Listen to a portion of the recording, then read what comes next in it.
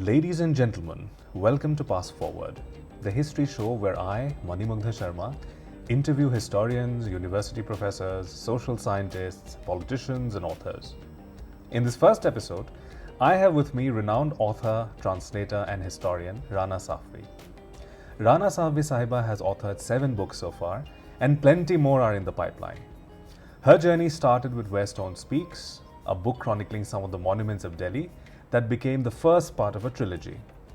2 of her other valuable works are City of My Heart and Translation of Asarus Sanadid, a 19th century work by Sir Syed Ahmad Khan. Incidentally, Rana Safvi Sahiba is also an alumna of the institution founded by Sir Syed, Aligarh Muslim University. Rana ma'am, welcome to the show and Eid Mubarak.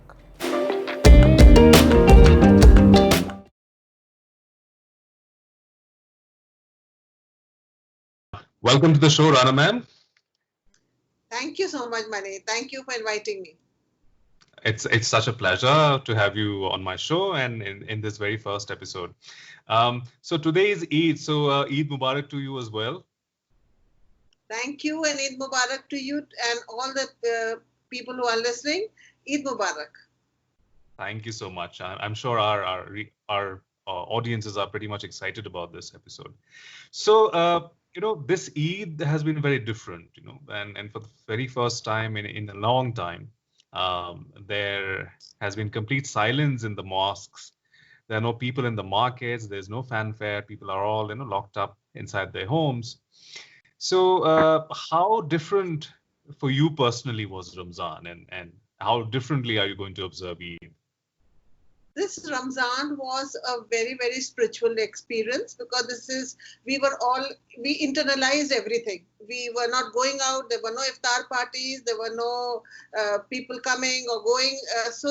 Whatever we did one-on-one with, this time we were one-on-one with Allah.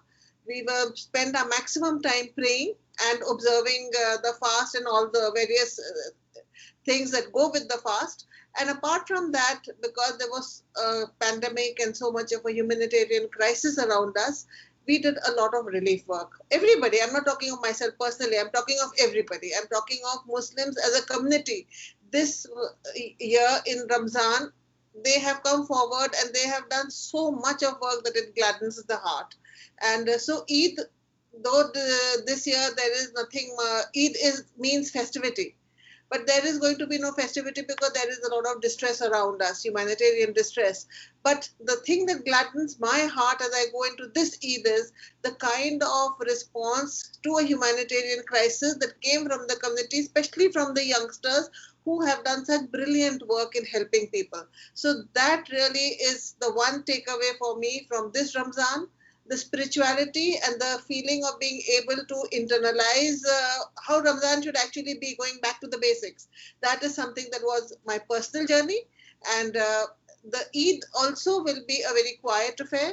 There won't be anything much. My daughter is in Delhi. I'm in Noida. We can't cross the border, so we will be wishing each other on video. And I'll be the other thing that I will be doing is what we do every year: get up in the morning and make sivai and consecrate it and the rest of it. But apart from that, nothing else. Like there won't be, every year I used to keep an open house and we used to get over 100 guests, 100 or 150 guests every year. Ever since I've been married, that's been the norm for us. But and before that in my parents' home. But that won't be happening this year. We are not going to be celebrating on that grander scale. Just quiet, just the two of us, and no new clothes or anything. We'll be making do with whatever we have and just spend the time being thankful to God for whatever He has given us and whatever we've been able to achieve and give.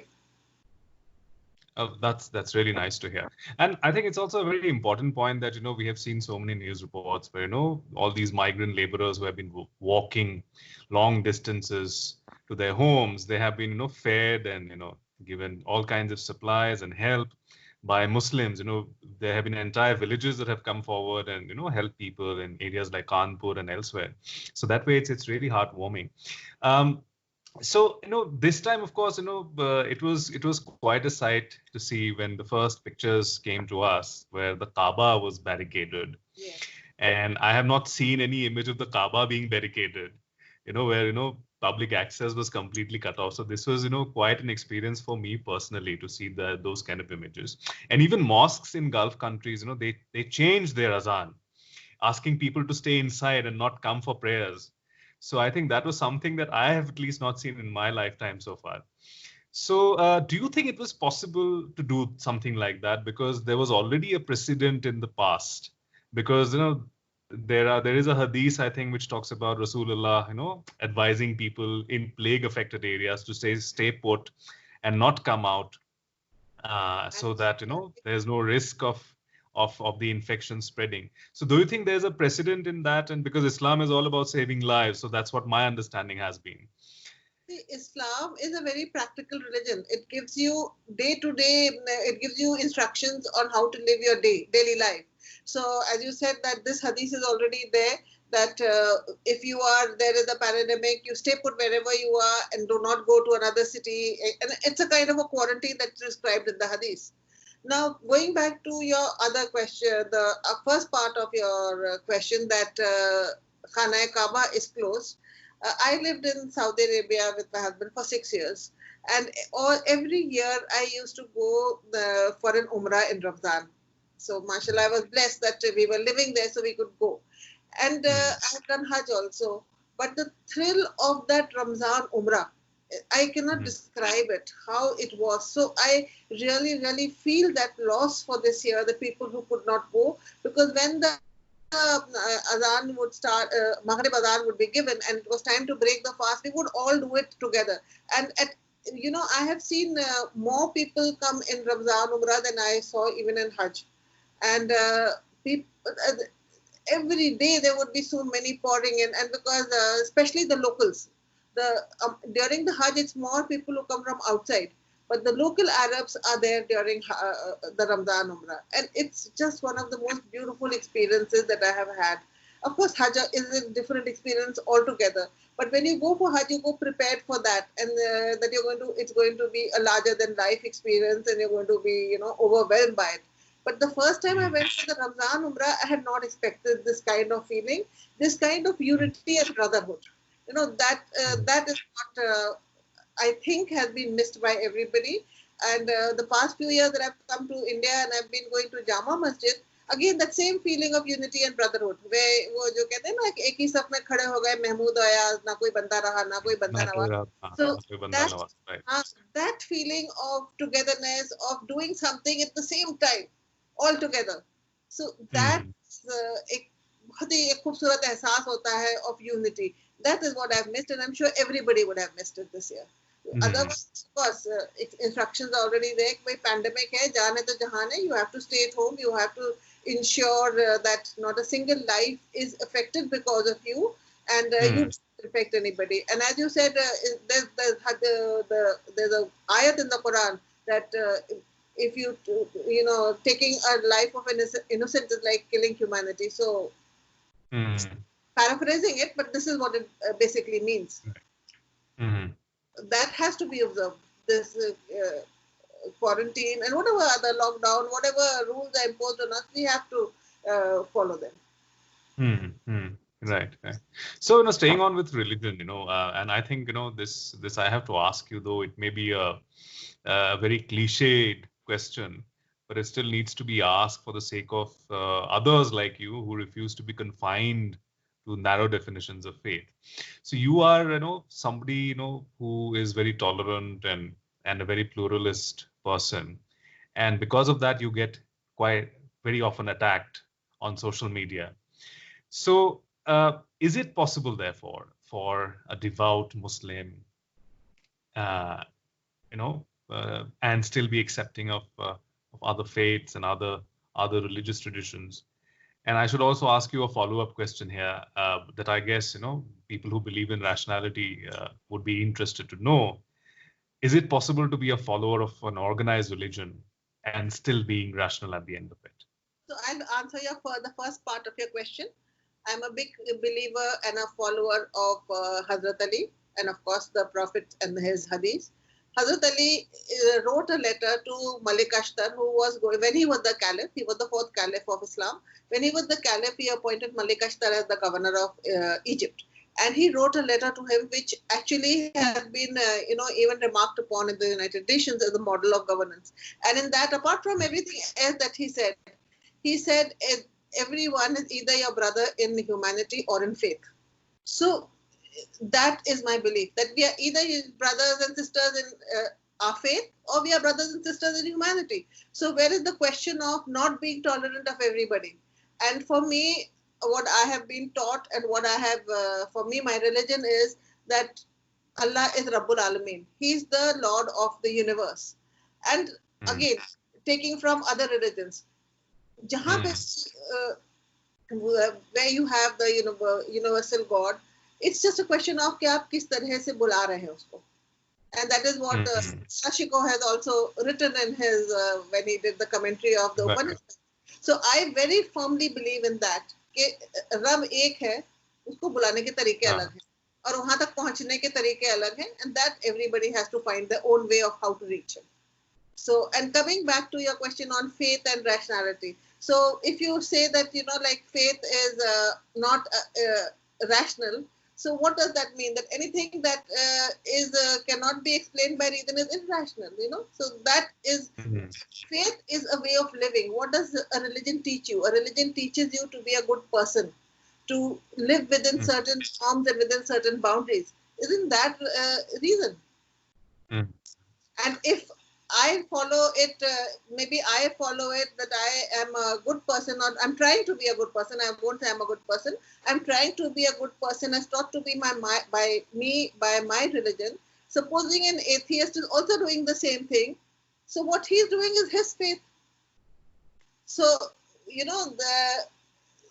there is always some thing that is beyond our understanding, which is governing our actions. And I don't mean superstition and supernatural. What I mean is that when we are doing something, whatever we are doing, whether I do it as per a Muslim or I do it as per an atheist, I am doing it to be a better person. I'm doing it to make the world a better place.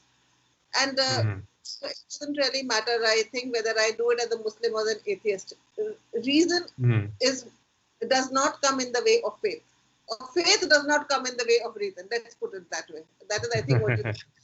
Because you see, when you say, if I say that whatever replaces the religion is also going to be the same. Right. So there has to be some rules in your life. So that is the faith that you live by, or the creed or the credo that you live by. Right. That is true.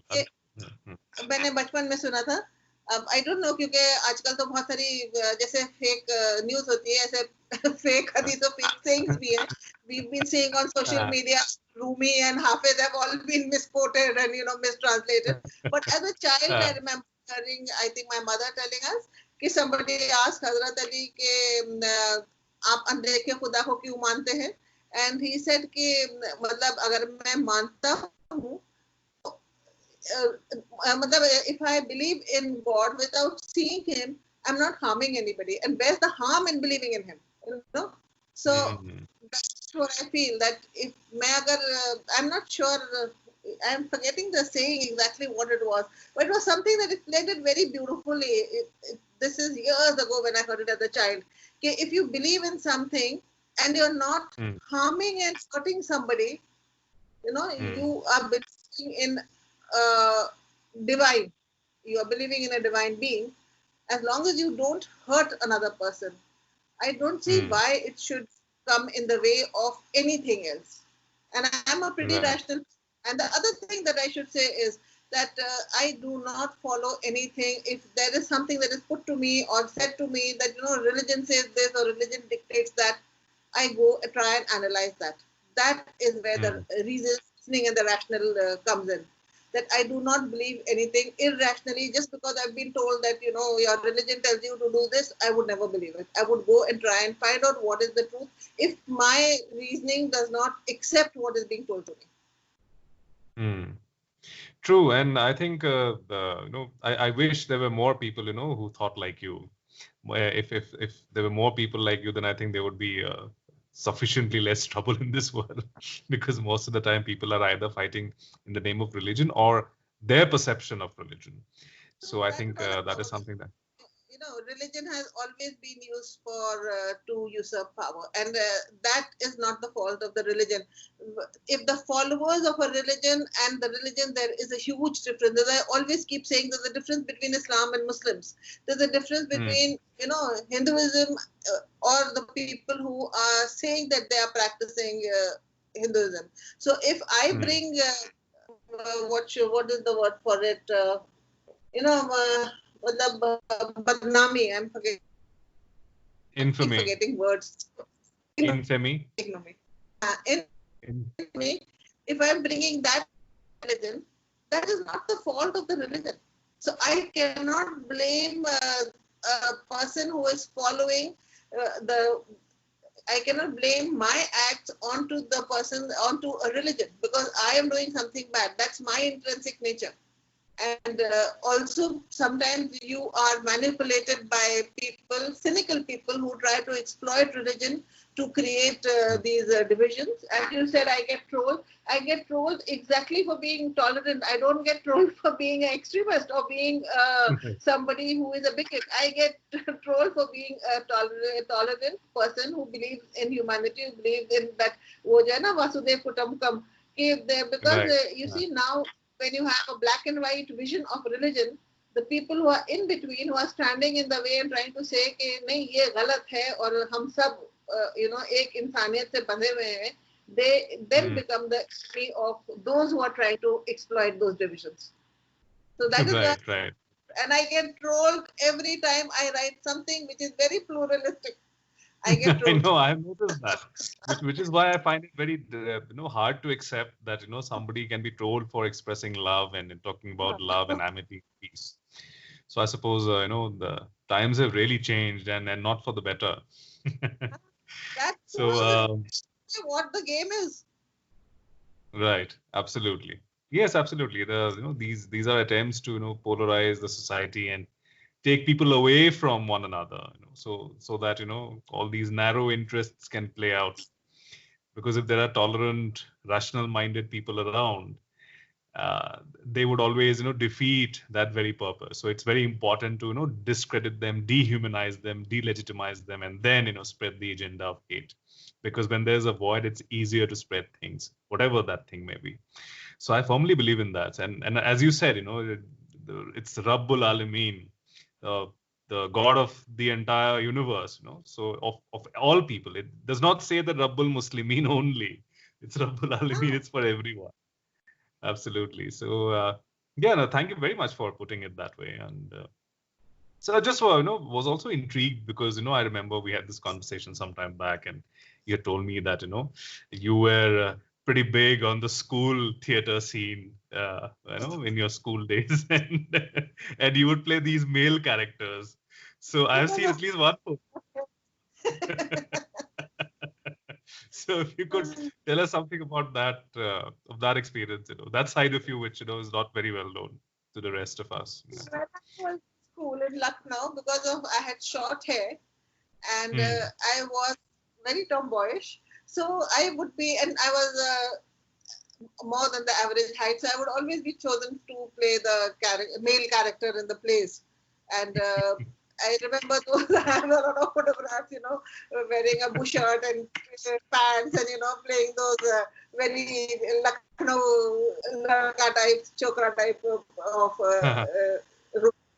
And then when I went into college and I came into, I entered the women's college, AMU, for my graduation, there I started playing very feminine roles. And I'm forgetting the name of the play. It was a Bernard Shaw play where I played the heroine, and I still remember that play. What was it? As I said, I've become very... So I remember wearing those gowns, and my grandfather used to have those coat tails. So I had brought that for the person who played the male lead in the How He Lied to Her Husband. That's the name of the play. How He Lied to Her Husband. So there I played the female lead. And after that, yes, I used to enjoy enjoy acting. I participated in a lot of debates, especially in women's college in Aligarh, because in school I was tomboyish, but I was still an introvertish person. But once I came into Aligarh and I was living in a hostel with everybody around me, I really opened up. And I credit Aligarh Muslim University with whatever I've become today. It's all thanks to my years over there. So, while you were playing male characters, were there also romantic scenes that you would have to enact? Then how did you perform on those scenes? I don't think so. Not at least in the school plays. I don't remember. I think when I did this, how he lied to her husband. It was again women's college, and we were all the girls who were playing the play. It was a 3-character play. There was just there were 2 females and 1 girl, Mariam, who had played the husband's character. So I don't think there was too much of romance, the physical romance at least. There may have been words. Okay. But we used to do Urdu plays and things like that. Also, in fact, I directed one play. It was on Jahanara. Oh. Oh, nice. That's really nice. So what? Now that you have mentioned Jahanara, so let's talk about history, because that's you are known as a history author today, as a historian, and somebody who's very passionately involved with the subject. What drew you to history?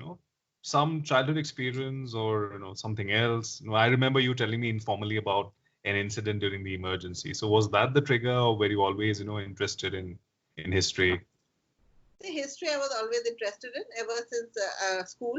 I was very good at history. I always, even in school, I got the highest marks in history.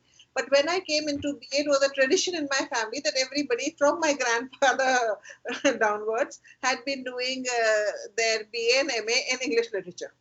So I also carried on that tradition, and I took admission in BA Honours English literature. And my aunt, before that, my mother, of course, had done in philosophy. She had done philosophy in her BA and in her master's. But my aunts, my grandfather, my sister, they all were English literature students. So I also automatically joined English literature.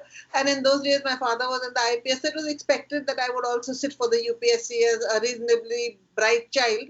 It was, my life was charted out for me that I'm going to, sit for the UPSC, get married. This was the life that was supposed to be. And so obviously I took English and honours, and along with that, subsidiary subjects were history and political science. And Sara UPSC ki. And that was, I joined, my final year BA was 75-76, which is the year that the emergency was declared in India.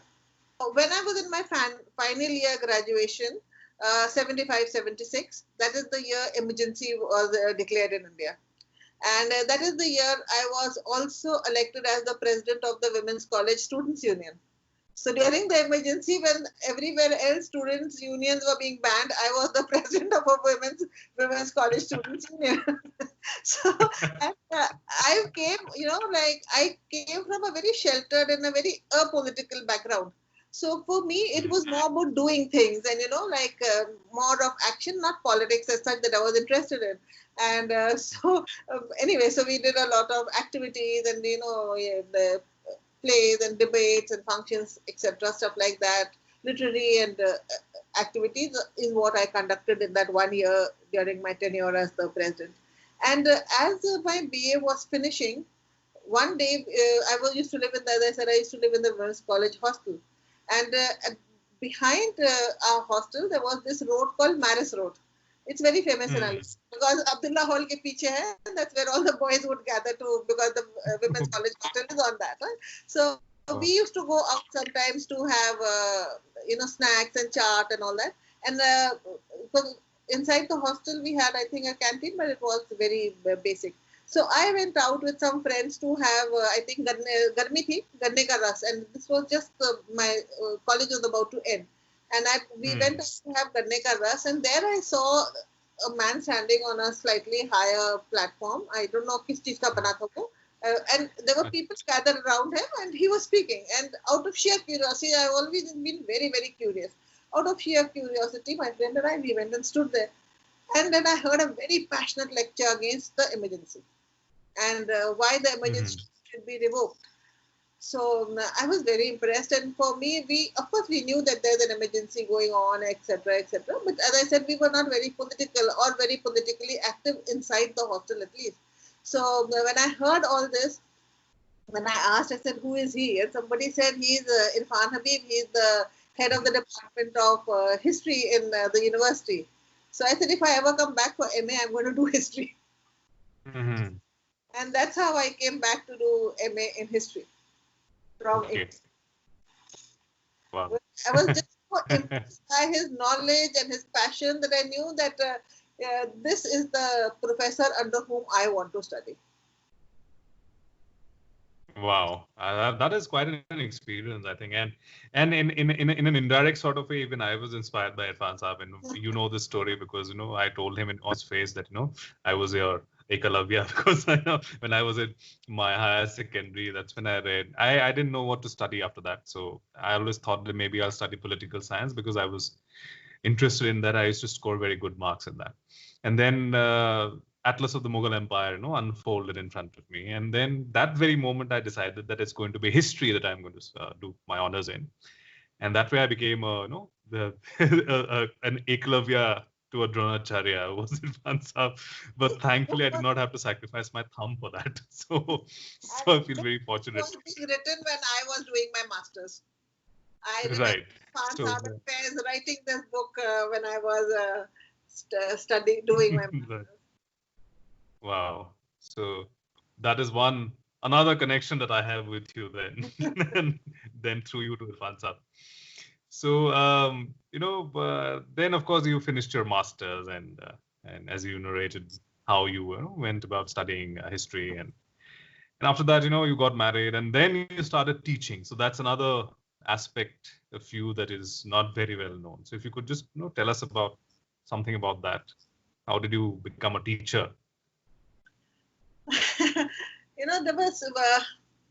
was a very good student, and I'm not saying it with any kind of pride or ego. It was just because I had a very good memory. I was reasonably intelligent. So I did very well in school and in college, and especially in university, because here I found something that I was very passionately interested in also. So I remember when I got my marks, I had got 67% in my master's. Before that, the highest had been 61% for many years. And I remember Irfan Saab telling me this is an indecent percentage. And and that also, I had not studied much for it. I had got it without struggling or without studying much for it. So I just took it for granted. And when anything comes too easy for you, you never value it.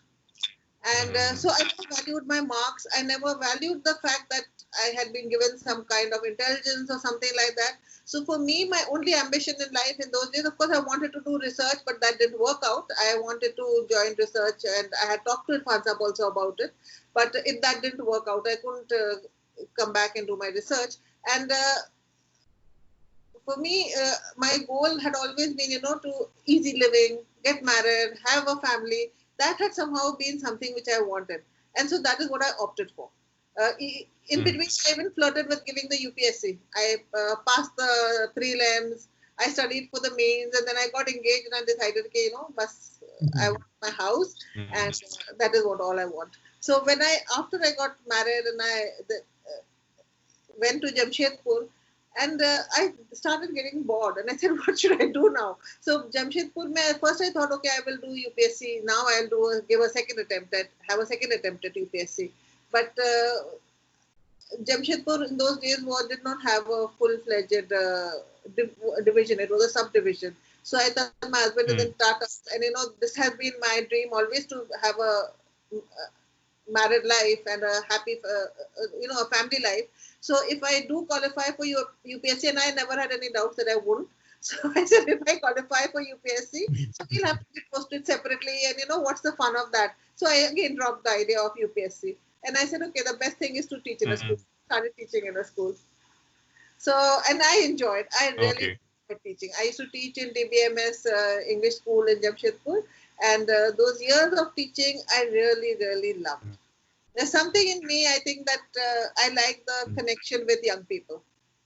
So you finished your MA, got married, and then did some teaching for a few years, and then you went abroad. So did you continue to teach over there? Yes, I did. When I went to Saudi Arabia, I taught there for some time, and in between after I jumped from Jamshedpur, when we traveled a lot all over India. I went to Asansol, Calcutta, Cochin, then came to Pune. When I was in Pune, I also did an MBA. So again, as I said, that was my daughter once told me, I used to keep telling her I was a good student, so why don't you study? Why don't you get better marks? And she said, every parent says studying is very easy and you should get good marks, and you show me now. So in those days, we had a small business unit, and I was helping in that. So I said, okay, MBA is going to help me do better in the work that we are both doing. And this has been something that I continuously want to better myself and to keep learning and to keep, as I said, my curiosity is very high and my desire to learn. So I joined an MBA there, and I did very well there. I got a second position in MBA there also. I did it in Pune. Oh, wonderful. And, then after that, when we went to Saudi Arabia, I taught business studies in an international school for 1 year. And then I came to in the Indian school and started teaching history there. And I taught there for many years. And after that, once we left Saudi Arabia, I discovered Twitter. And then I started teaching on Twitter. Okay. All right. So, especially while you were in the Middle East, so what sort of an experience did you have culturally? And did you reflect on your Indian heritage after you went to the Middle East? So was there some sort of a bridge that you crossed, or were different threads, you were able to tie together after you went to the Middle East? What sort of an experience did you have? We lived in 4 countries in the Middle East. Started with Saudi Arabia, went to Bahrain, then to Oman, and then to Dubai. So Saudi Arabia is where we lived the longest period. For 6 years, we were in Saudi Arabia. And that experience is something that when you go there, you go prepared, because everybody knows the kind of regime that Saudi Arabia has, that it's a very rigorous regime where you're supposed to be in your abaya and your head covered all the time, and you are not free to move. And there is a lot of restriction on women's movement. So all that I knew when I went there. And right. I started teaching, so I had that occupation. And in the evening, my husband was working for one of the Saudi government companies, a very big company there. So we had that group of Indians who were working there, Indian and Pakistani. There you don't have, once you go abroad, you only see South Asia or the subcontinent. You forget all your India-Pakistan differences there. So there we had this big group, and where we would meet and socialize. But my experiences in Saudi Arabia again was very different from other people's. There, I joined Masters International, and this is a organization headquartered in Chicago, which is meant for public speaking and teaching, especially for politicians and people who want to give speeches. Anyway, so I joined that, and again, I won a lot of contests there. I represented Saudi Arabia in the regional Toastmasters meet also. And I ended up becoming the first woman to be the president of a Toastmasters club in Saudi Arabia. So you have everywhere broken the glass ceiling. So nice to know. Very nice. As I say, that wherever I have gone, I try to make the best of whatever I can, of the opportunities that I have. And as I said, I'm very eager to learn and to, keep challenging myself to go further and further. So that was something that I never had a fear of public speaking. And when we were doing this public speaking, meant that we had to also write our speeches. Now, in 3 minutes, you have to deliver everything that's the time given for your speech. In the 3 minutes, you have to say so much. So that's, again, when I used to write my speeches, and I used to give, I think, about one speech every 15 days or something like that. And we used to have a lot of competitions also. So that's how I started learning how to write. I was very good in English. As I said, I've done English literature, even in school and all. Writing came very naturally to me. But here I learned how to write within the craft of writing is something that I learned when I was in Toastmasters, because there you have, they teach you that also. And then I started I started conducting workshops for children on how to, for young learners. So I did a lot of things in Saudi Arabia. So I put that there, and it gave me a lot of confidence. Normally people and women who go to Saudi Arabia come back saying that they've lost their confidence. I gained a lot of confidence in Saudi Arabia. When you return to India after this, and this is when, many of us have got to know you after your return. So how did this experience of living in the Middle East influence your writing and your approach to history? In different parts of the north, west, east, everywhere, south. I spent some wonderful years in Cochin, then living in Pune, and I lived in Bengal.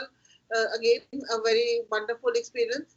And wherever we used to be, visiting the museums, reading has been my passion for a long time. Ever since I think I was 3 or 4 years old, it's been my passion. And I've read pretty much everything that I could lay my hands on. So that has really broadened my mind. So I think whatever discipline you follow, it doesn't matter what you do, whatever you do, as long as you're continuously upgrading yourself and reading, that is what really matters, and experiencing it. So I was getting real life experience as well as through books and whatever sources I was trying to imbibe from. So when after I said in Saudi Arabia, we went to Bahrain, and in Bahrain is where it's a very, very Indianized place. Bahrain is, you feel you are I lived in Kerala for so many years. So when I used to be in the main city in Bahrain, I would sometimes feel I'm in the middle of Cochin, because you had so many people speaking Malayalam, and so I felt very at home out there. But there was a sense of loneliness, because my husband was traveling a lot, and I was pretty much alone. And that's where Twitter, in 2009, there was this elections in Iran where this girl Nida, there was this girl Nida who was killed, and the news broke on Twitter. And that's when I started reading about that, I realized, okay, there's some medium called Twitter. So as I said, I've always been curious and eager to learn and push myself. So I immediately figured out how to use Twitter. I made an account and I came on Twitter. And once I came on Twitter, that is where I discovered a lot of things, because I again reconnected with people from Aligarh, people from, I started Shire. So people who were connected to Shairi, people who were connected to history, heritage, these were the natural groups that I started getting into and discussing. And that is how I found Asif Khan Dehelvi. There was this boy, Nadeem Ahmed. He passed away very young, unfortunately. So Nadeem was very interested in photography and heritage walks. I still have some of his photos with me. So when I used to come from Dubai, that time my daughter was living here. So that was the first time I started coming to Delhi as a place, not as a transit point. Earlier it was always a transit point for me. So I came to Delhi and, I went on this walk with Asif Khan Dehelvi in Lalkot. And that is what inspired me. And I still remember standing on the top of that hill and telling Asif I'm going to write a book on Delhi. And it happened a few years later. Your first book came out, West Don't Speak. And I remember you had asked me, invited me to your lodge. And that morning, my wife and I, we left for the launch, but we reached pretty late. After everything was over and people had left, we still went to the Qutub Minar, but of course, pretty late. So I still remember that. So I didn't make it to your first book launch. But of course, that was a very successful book, and a lot of people, accepted what you wrote, and you instantly, have amassed a lot of following on social media as well after that book came out, and because many of us, who had known you as somebody who was associated with Sher and all that, now we knew that you were now a proficient historian as well. So I would like to come to that part now, because history has always been perceived as a story of contesting narratives, but your approach, I have found, is very different, because you don't talk much about strife or political and religious aspects of it. You focus more on the positive aspects, the more cultural aspects of history. So why is that? Why did you think that a different approach was necessary when you're looking at history? That is something that comes naturally to me. I am naturally a person who does not like strife and what should I say? Contentiousness. So when I'm writing, I always look at the brighter side of things, and this is a life that I've lived. The Ganga-Jamuni tehzeeb that I keep talking of, which has become almost a gali today, that's the life that I lived, of a syncretic, very pluralistic life. And so for me, when I was decided to write, it was very natural that I start searching for those aspects in the monuments that I was writing about, and to find the dramatic parts of it, to research, to look for it. Again, it was not something that I planned. It just happened naturally. And the first book happened very, very naturally, without much thought going into it. It's only afterwards that I started thinking and, figuring out how to, how to better myself. As I said, I'm always willing to accept whatever anybody points out my mistakes. I'm willing to accept that and to go further. So I take criticism very positively. And I'd also like to keep hearing and how I can improve myself. So the first book just happened. And the first book, when it happened, again, at that point of time, I had bought Asaru Sanadid edition 2. And I was Delhi, if you write about Delhi without Asar, you can't write. So two books that I bought. One was Waqiyat-e Darul Hukumat-e Delhi by Bashiruddin Ahmad. The other was Sir Syed Ahmad Khan's Asaru Sanadid edition 2. And of course, all the English books that are there by Carr, Stephen, etc., etc. So when I started reading Asaru Sanadid, again, by that time, that is how Shire helped me. Now, when I was doing Shire, when I started my journey of Shire in 2009, my Urdu skills had become pretty rusty. Urdu is something I learned as a child. हमारे मौलवी साहब आते थे, तो उर्दू सीखना, अरबी सीखना, ये तो सब घरों में होता था, so I had learned it. But then over the years, I never used it, and so my reading skills became pretty rusty. So in 2009, when I started Shire and I started writing about the verses, now again, as I said, I like to know whatever I'm doing. So I started reading more about the poets, reading about what symbolism is, reading about symbolism of poetry. Now I realize that here, again, I need to know Urdu, otherwise it's, there's no sense in... This is pre-Rekhta days when nothing was on the net in Roman. Everything is mostly in Urdu or in Hindi. So then there is this doctor in Ames who was a part of Shire initially, Shams. He told me, and I was in Saudi Arabia. I was in Bahrain at that time. And I said, how do I learn? He said, download NCRT books. So I downloaded NCRT books. And then from class 2 onwards, I started seriously studying the Urdu from there. And that's how my Urdu improved. And then when I decided to write, since my subject was, people naturally thought that if I'm going to write a book, it's going to be on Sher or Shairi. But that was a hobby. That was never something that I was so invested in. I was always invested in history. So when I wrote history, this came into, helped me, because I saw that when Sir Syed is writing, he's using a lot of verse. And it's something, again, that I naturally just picked up. It wasn't something that I thought. I said, what better way to describe? And that is something that Nadeem used to do. Nadeem, unfortunately, I think, was not there when my first book was released. But when Nadeem would post a photograph on Twitter, he would put a verse underneath it. And that I adopted when I wrote my book. So I felt that there's no better way to caption the photograph than with an evocative verse. So I used to spend ages and trying to find a suitable verse. So as much research as I did for my book, I also did on finding the verses for the, and in those even my understanding, translation skills were not that good. So there is another friend I met through Shair Usman Ghani, who lives in Pakistan. I would send him some verses, Usman, isko bata do, how do I, this is how I translated it. And then, of course, I made friends over here in India with whom now I ask, and my skills have become pretty good now. I can translate on the go also.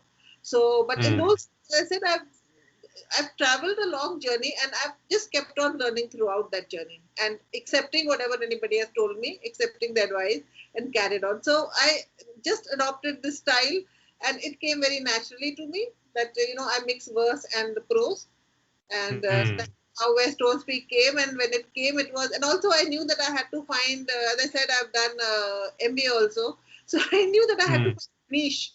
There are many people who are writing on Delhi or on architecture. So what makes my book special? So there has to be something special apart from what my writing skills are. So I thought this poetry and this Urdu, and Urdu was had just started its revival at that time. So I came at that time also. Right. And it has worked really well, because I remember it was pretty delightful reading your first book, and especially the verses that came with every chapter, with every monument. So I think that worked really well. And in fact, I remember discussing this with some of my friends that, this is a new approach that I'm seeing. I had not read Asarus Sanadid. I have only read the translation that you have done. So I have not read Asarus Sanadid in the original. So I had absolutely no way of knowing what Sir Syed had done. So that also brings me, to a more controversial question, because, since we are talking about history and historians, and like you said things about, or who have a different idea of who it should be called a historian. You have been called a historian by many of us, and yet there are some, academics who might disagree with that sort of a labeling. What is your reaction to that? Who can be called a historian? See, as far as I'm concerned, I always write that I document history. So anybody is welcome to call me whatever they want. They can call me a student of history. They can call me a historian. They call me an author, storyteller, whatever they want. Everybody is free to call me. I've even been called a con woman by somebody. So on Twitter, I'm called a jihadi. Anybody is free to call me whatever they want. I have no problem with that. But as far as I'm concerned, I document history. And if you think of what is a historian is a person who studies and writes about a particular aspect of history, researches it, and becomes an authority in it. I don't want to, I don't know how I fit into this, but yes, I have studied as far as Delhi and its monuments are concerned. I have studied it very thoroughly, and I think my knowledge of the monuments of Delhi is pretty good, and up there with many of the others who would also be writing on that. So as far as that is concerned, I feel yes, but the academics who object to, I know a couple of people who do object to the fact that I call, and let me again say it, I never called myself a historian. People have called me. But to that also when people object, the thing is that I have not done a PhD. So that's what comes in the way. For them, I think the academics feel that if you've not done a PhD, you do not know the method of research and you do not know how to write about history. But that, I think, is not the correct approach. A professional historian, yes, is an academic and he's teaching or he or she are teaching in a university. But then there are also people like us who are writing about history and who are writing popular history and making it popular, bringing it out of the reach, out of the confines of academia and within the reach of common people. So I'm quite happy to call whatever anybody calls me. I'm happy doing my work. I'm very happy when I'm told by people that whatever I've written has touched them, that it's inspired them to take history, it's inspired them to read about history or to read my books. So that these messages like this touch me, and they make me, they inspire me to do better. As far as labels are concerned, okay. About a few years ago, I think 3 years ago, when I was translating Dastan-e-Qadar, 3-4 years ago, I was talking to Professor Shamsur Rahman Farooqi and I said, sir, मैं सोचती हूँ कि मैं PhD कर लूँ. He said, क्या करोगे PhD करके, किताब और लिख लो. Oh, that's a very, very pragmatic advice indeed. Because you see, when I translating Asarusanadid, I realized that there was, because I was researching it, I realized there was this somebody in Australia who had got an MPhil on just one chapter of Asarusanadid. Wow. On just translating that one chapter. I also translated both the editions, and I actually initially my book was a comparative study between book 1 and book 2, edition 1 and edition 2. But then when Professor Narayani Gupta said that nobody else is now going to be translating Asarusanadid, so when you're translating it, translate it in full. And edition 1 was anyway a personal favorite because that was the kind of book that I really liked, chatty, gossipy kind of a book, not a very academic book. So I decided that थोड़ा रुक गया था दोबारा से बोलिए edition 1 थोड़ा eco हो गया था अरे यार पता नहीं क्या प्रॉब्लम है आज seriously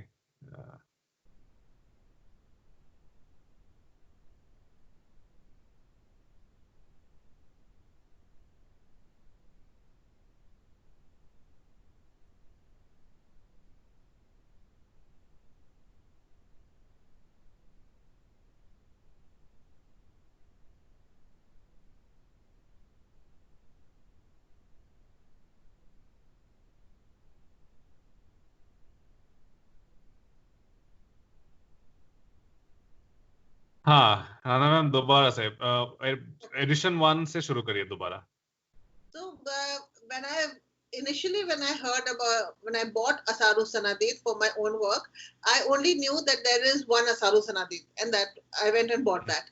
And then when I was researching, I was researching actually the Qutub Minar, and I came across a reference to that Sir Sayyid when he was sitting there and drawing a sketch of the iron pillar.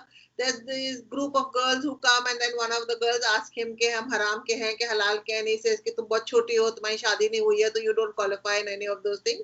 There's a very sweet anecdote about that. So, and I said, oh, this, I have not come across this anecdote. So where is this anecdote now? Then I discovered that this is an edition 1, which is very anecdotal, full of anecdotes, full of stories, and more of a narrative style than an academic style. So I said, okay, let me get that book now. I eventually managed to get a PDF of that book from which I started reading. And then I started, I had finished my Where Stones Speak, the part 1, and had also finished Dastane-Ghadar. Now, while I was writing Where Stones Speak, the first part of Mehroli, all that I had already translated for my own use from Asarusanadid. And then I started on Forgotten Cities. So I again translated a lot more from Asarusanadid. And then I decided I may as well translate the book because I've already translated most of it. So when I started translating it, and there was already a translation, it was of course a concise translation, not a full translation by Professor Arnath. He had done a kind of translation of Asarusanadid, which also I had got a copy. And I said, okay, let me again make it a little different. So I decided to do a comparative study. So the first draft of the book that I made was that I had translated each monument from edition 2. And then at the bottom, I wrote that this is what he writes in edition 1, and this is how it is different. And then the third part of this would be my present findings. This is how the original book was supposed to be. And then Narayani ma'am, Professor Narayani Gupta, she said that, nobody is going to be translating it again. So when you're doing it, please translate edition 1 properly. So then I went back, and then again I translated edition 1, which I had already read. And edition 1, and when I was doing the edition 2 also, at that time also, I had decided that I would include Dilli or Dilli ke Log. So that part I was already working on. And the first part, edition 1, edition 2, wherever he's talking of monuments, it's not very difficult. Of course, you need a dictionary to understand that. But when I did Dilli ke logo, pehle to mere sar pe sab chala gaya, because it is so Persianized that it was something that I could not understand what is happening. Then I've mentioned that in my acknowledgements also. But then there was this Mufti Sahab whom I called, and I would sit with him and try and understand what this Delhi or Delhi ke logon, because usme jo alqab hai, they are Persian and Arabic. So then he would sit and explain me. Then I would, send WhatsApp messages to various professors in Persian. I remember Faruqi Saab ko maine bahut messages bheje. Then Professor Bilqis Hussaini, I used to send them. Then Ajmal Siddiqui, I would send them WhatsApp screenshots. This is what I have understood. Is this correct or not? Then they would correct me. Nahi, aise nahi, aise hoga. Then also, I wasn't fully satisfied. And then one day, she was my senior in Aligarh, Azra Naqvi. She's a poetess. So she's a poet. I went to her and I wanted to understand something. Then I showed it to her. And when she started reading, she said, "Arey, ye to verse mein hai." And then the alqab became easy after that. Because when there was no comma and full stops, I couldn't figure out where is one ending and where is the other starting. So when we pattern, then it became very easy after to understand what it is. And then that took me, I think, 6 months, that one chapter. And actually finished it. And so that is something that I'm very proud of, that I managed to do something which had not been translated. I think the only translation of edition 1 is in French. And it was done in 1858, 57. Wow. That was pretty early, because I think 1847 is the first edition. Edition, and between 1857 is when the first edition Qasim D. Tassi did that. So. So, we now live in a different period, and as you know that, it's markedly different, at least the political climate in which you grew up in, and to some extent even I grew up in, is now very different from, what we are living, what we are experiencing today. And now history writing is more of a political project, mostly to suit the purposes of the current regime and its ideological comrades. So in what way, are you trying to make a difference to this? You are, in fact, I saw that, you have been accused of shutting down or doing immense damage to this alternative history factory that has, come up in recent years. You have been accused of finishing that off and then making people go out of jobs. I'm accused of Islamicizing everything on earth. As I keep saying, that my Muslim identity is something that I was never conscious of when I was growing up. It's only in the past 6-7 years that I've become conscious of the fact, I'm a Muslim. I'm a practicing Muslim, but I was doing whatever I was doing at home. For me, it was a lot of the aspects were very spiritual. And another question that you had asked earlier, I grew up in a very syncretic India. And for me, Krishan ji was a very big part of my growing up. And I'm a Krishan Bhakt. And if you notice, every day I go and see Keshav's Krishna of the day.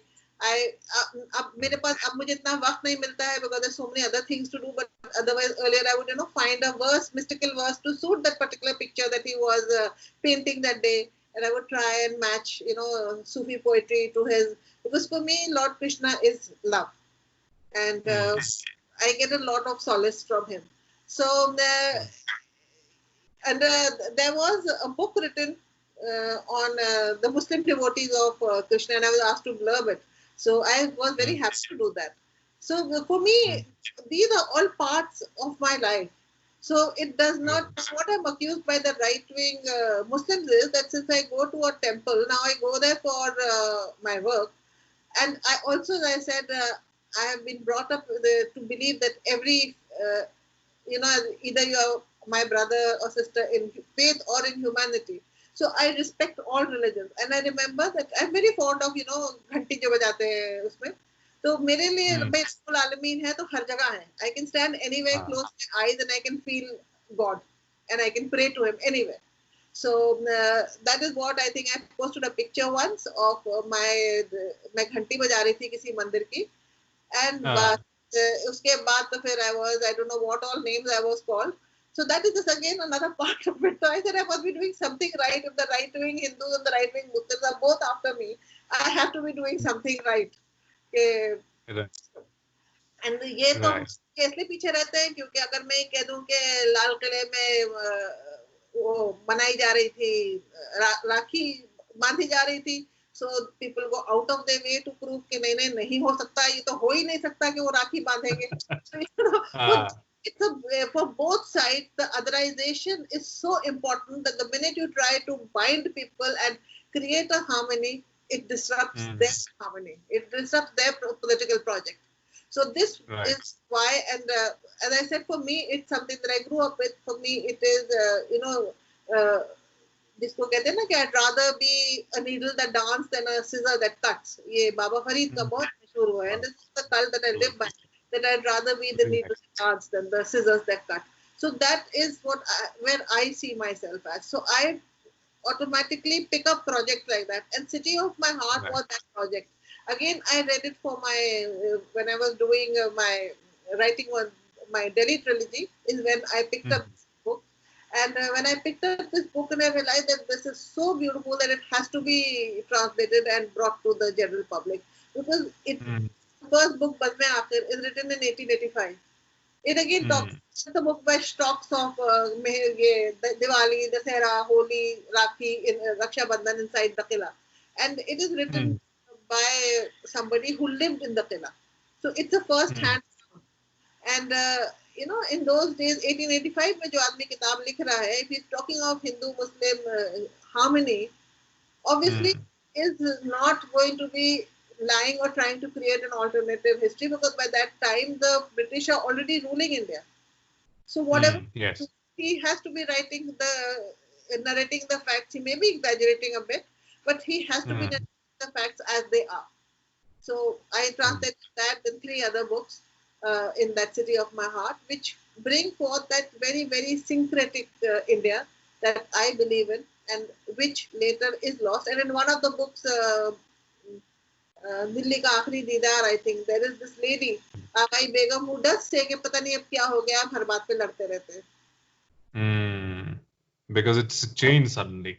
And now that you talked about Krishna, and it suddenly came to my mind that I remember reading this in I think Sayyid Naqvi Sahab's book that came out a few years back, and incidentally it's his birthday today, so I think it's very apt that I have remembered something from his book. So he mentions a sohra which is sung in Muslim homes that he encountered himself when he was growing up.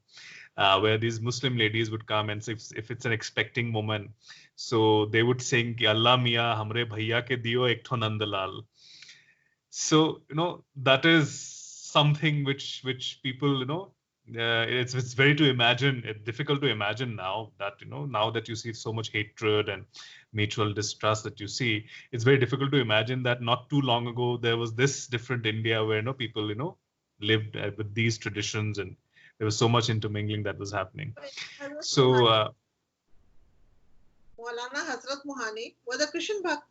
वो जब हज को जाते थे तो he would go to Vrindavan also. Right. And there was this is fascinating.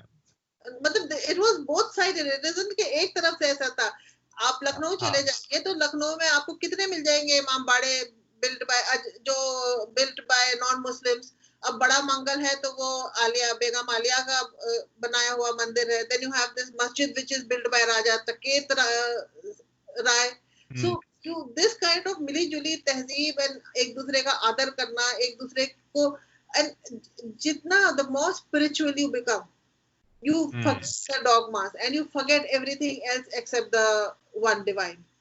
And then everything is clear. It's the people who are fighting are the ones who are fighting for political power. They are not fighting over religion. They are not fighting over spirituality. They have nothing to do with spirituality. For them, it is how to extract something out of it, which then again is not a religion. Yes, that is very true indeed. So I'd like to ask you to name, because now you have written 7 books and you're writing more, and so which are the 2 books, at least among the 7 that have come out, which are the 2 books that you have written that you're really proud of?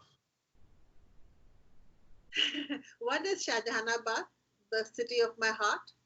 It's I worked very hard on that to again not only write about Shahjahanabad, because people have written about it before, but to write about the story of the people living there.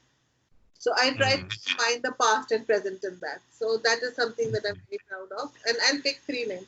The other that I'm very proud of is, of course, Ahraru Sanadid. That I feel is going to be my lasting legacy. And it's my tribute to my alma mater and to the founder. And the third book, which I'm very proud of, is Tales from the Quran and Hadith. Ah, okay. Yes.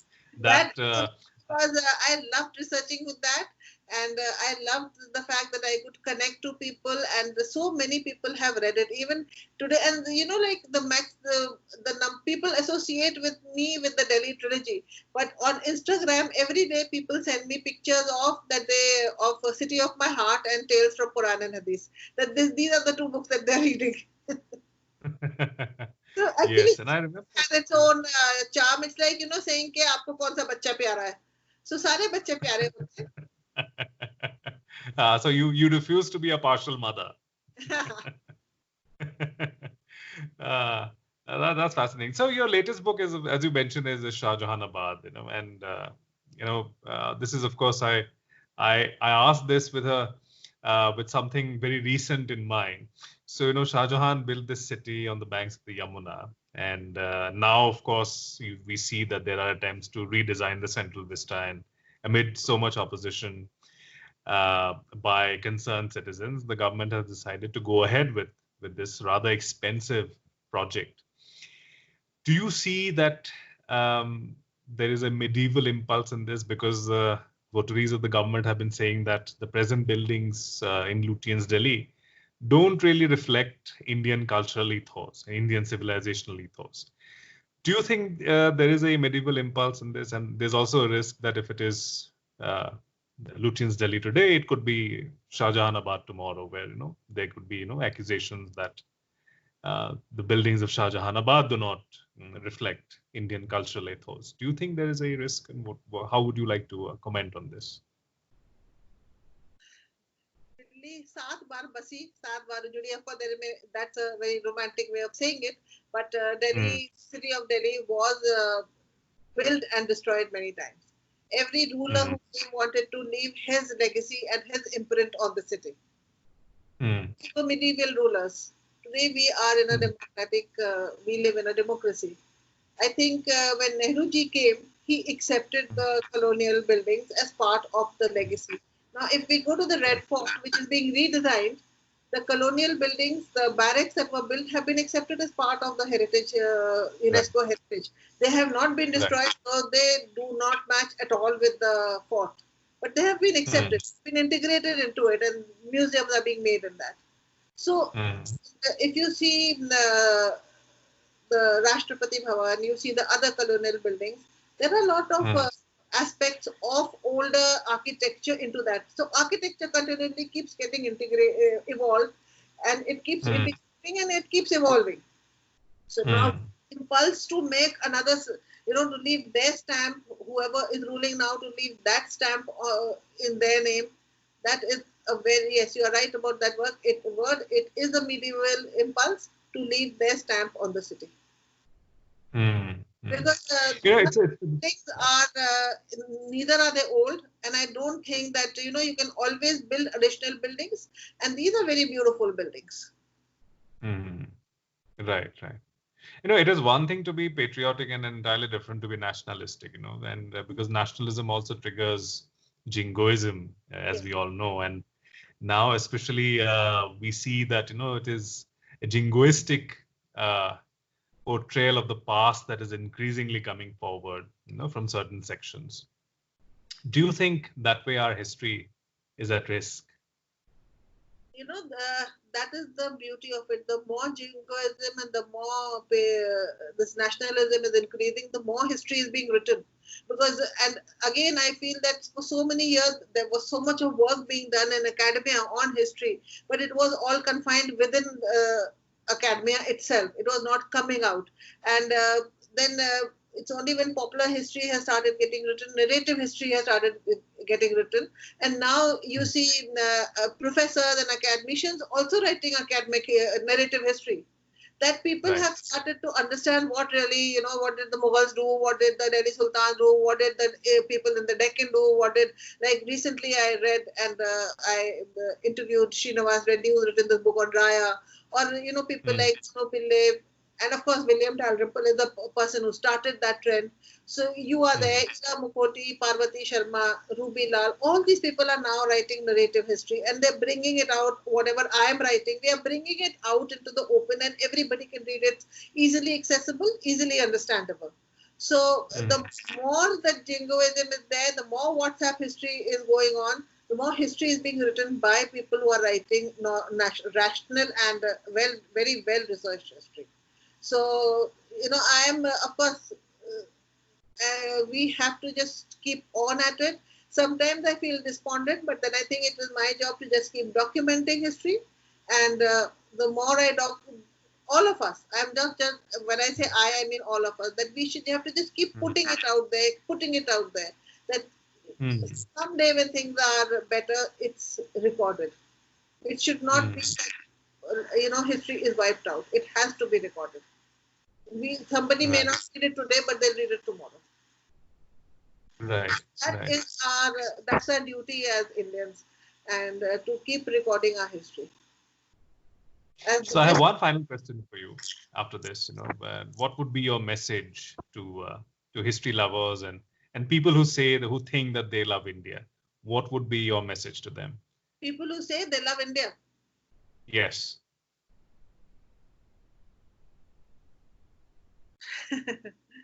See, when you love India, you have to love India with all its diversities, with all its various culture, with its pluralism, with everything inside it. You can't love anybody selectively, because then you are not loving. You are just, trying to mold them into your image, or it's your ego that you are, massaging by saying that, okay, this part of you I love because this looks nice.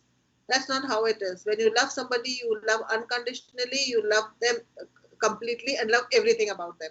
So when you love India, you have to understand that, yes, there have been various people who have come, there have been invasions, there have been rulers, there have been rulers who come from outside who have ruled us. There has been,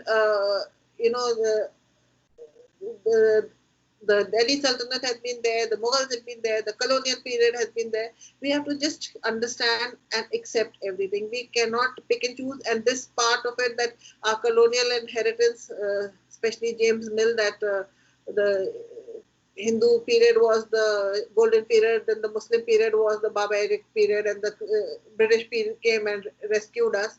That is the history that was presented.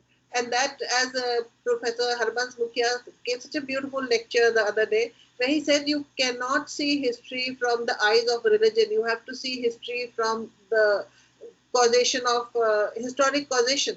And that is something that we have to understand. That when we love India, we have to accept it, we have to integrate it, and we have to, so many communities, so many cultures living here, we have to embrace them all. And I think that is we will break India. If we don't, we will break the social fabric of India.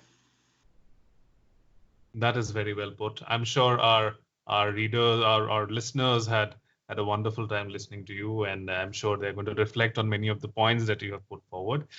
Thank you very much for joining me, Rana ma'am, on this first episode of my show, Pass Forward. It was such an honor to have you on my show. I just hope everybody has enjoyed whatever I've said, because I've been rambling so much. No, it made absolute sense. It made absolute sense to me, and I'm sure it's going to make absolute sense to people who will listen this. So thank you very much for this, for your time, and for those lovely insights that you offered.